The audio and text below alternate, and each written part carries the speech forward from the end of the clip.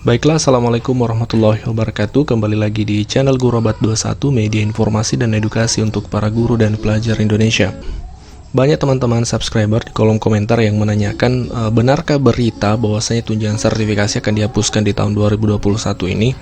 Nah, kami menjawabnya melalui video ini. Kami menyajikan sebuah informasi yang sumbernya sangat valid, yaitu penjelasan langsung dari Kementerian terkait program 2021. Tunjangan profesi guru pun akan masih terus berjalan.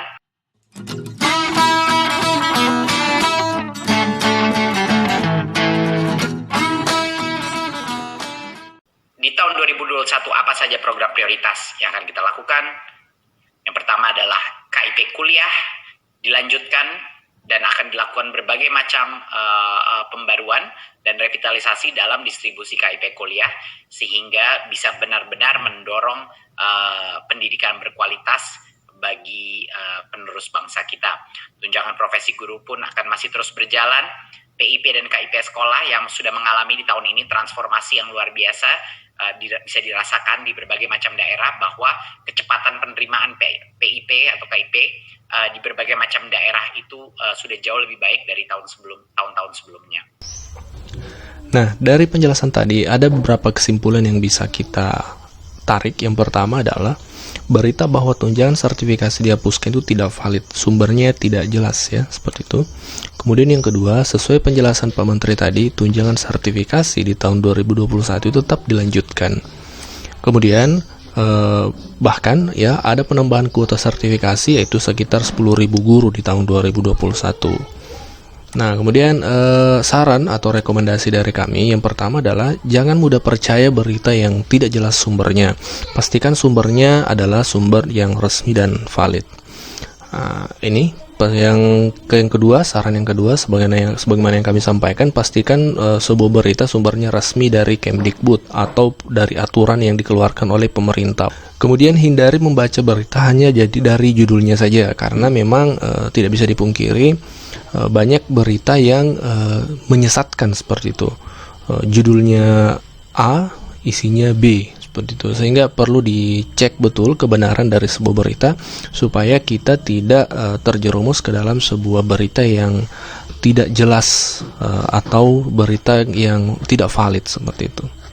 Disinilah di abad 21 ini kemampuan literasi kita sebagai guru harus betul-betul diasah, karena inilah yang akan kita harusnya wariskan kepada siswa-siswa kita supaya kita dan siswa kita tidak mudah terjebak ke dalam berita-berita yang hoax. Ini adalah saran bukan untuk subscriber saja, tapi untuk kami juga selaku admin channel ini, supaya kita sama-sama bisa siap menghadapi era milenial, era teknologi, dan era abad 21.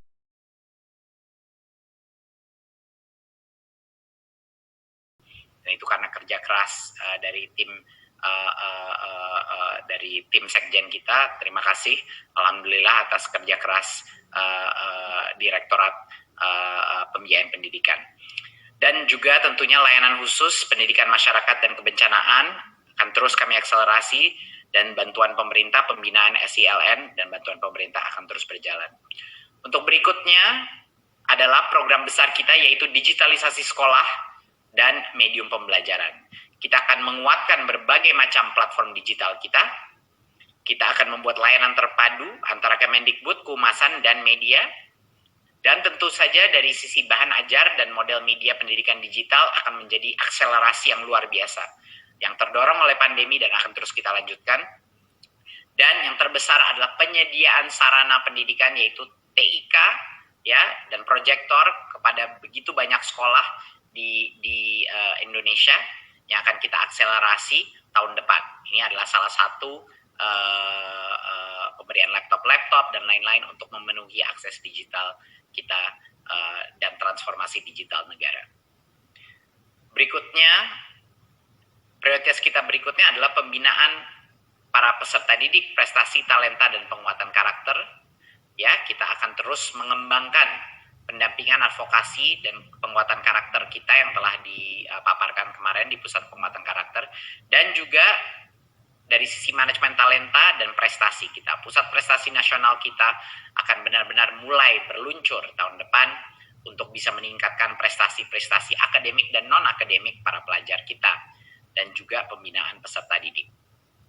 berikutnya prioritas kita adalah sekolah penggerak dan guru penggerak. Yang terbesar di sini adalah program guru penggerak untuk bisa kita memastikan bahwa masa depan kepala sekolah kita, pengawas kita, dan instruktur guru kita itu adalah yang terbaik, dengan mutu yang terbaik, dengan motivasi yang paling tulus untuk apa yang terbaik para guru-guru dan murid-murid kita.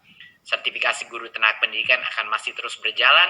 Rekrutmen guru P3K adalah salah satu program terbesar yang akan kita lakukan tahun depan. Seperti yang kita sebut kemarin, kita sudah mencukupi kapasitas sampai dengan 1 juta, tapi yang akan diangkat menjadi P3K untuk semua guru honorer itu adalah yang lulus tes. Mohon teman-teman media memastikan bahwa walaupun kapasitasnya 1 juta, kalau yang lulus tes 1 juta berarti 1 juta yang akan diangkat. Kalau yang lulus tes 100.000 berarti 100.000 yang akan diangkat.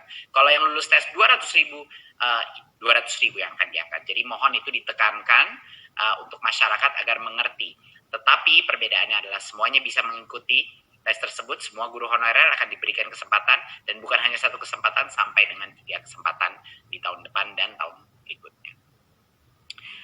Kita juga akan menggerakkan sekolah penggerak, di mana perubahan inovasi kurikulum dan transformasi sekolah akan kita mulai lakukan di berbagai macam kabupaten, dan juga organisasi penggerak akan kita mulai tahun ini dengan inovasi-inovasi, inkubator-inkubator dari berbagai macam organisasi masyarakat yang bergerak di dunia pendidikan. Berikutnya adalah peningkatan kualitas kurikulum dan asesmen nasional. Tentunya asesmen nasional adalah program terbesar di dalam program prioritas ini, di mana UN itu akan diganti dengan asesmen nasional, yaitu asesmen kompetensi minimum, numerasi literasi, survei karakter, dan survei lingkungan belajar, ya, menjadi mengakses sekolah-sekolah. Sekali lagi, ini suatu hal yang tidak akan berdampak kepada masa depan murid sama sekali. Ini adalah untuk kita memetakan kualitas pendidikan dan mutu sekolah di Indonesia. Pengembangan kurikulum berbukuan akan terus berjalan, dan juga pelatihan untuk kurikulum, inovasi kurikulum yang akan kita lakukan untuk para guru-guru, dan juga sosialisasi dan pendampingan yang akan kita lakukan untuk berbagai macam sekolah. Berikut adalah revitalisasi pendidikan vokasi.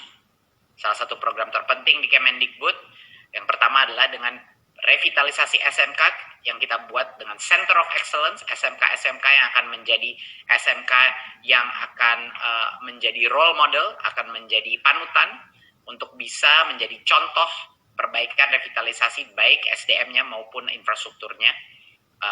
Dan ini sebesar 900 SMK yang akan kita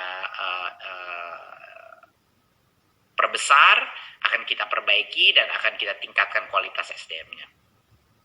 Tentunya juga penguatan perguruan tinggi vokasi dan profesi menjadi suatu kelanjutan daripada itu di tingkat pendidikan tinggi.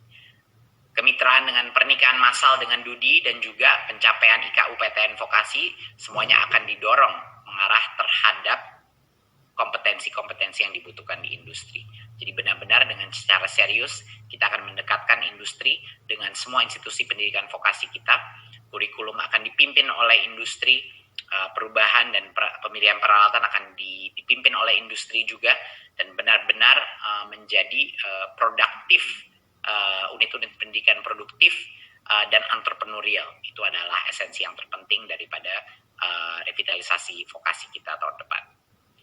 Yang berikutnya adalah Kampus Merdeka, di mana kita telah meluncurkan berbagai macam kebijakan tahun ini, dan tahun depan akan kita akselerasi dengan berbagai macam pendanaan, baik dari competitive funding maupun matching funding, untuk memastikan bahwa partisipasi industri, partisipasi universitas kelas dunia, partisipasi organisasi sosial kelas dunia, semuanya terlibat dalam membantu pendidikan tinggi kita.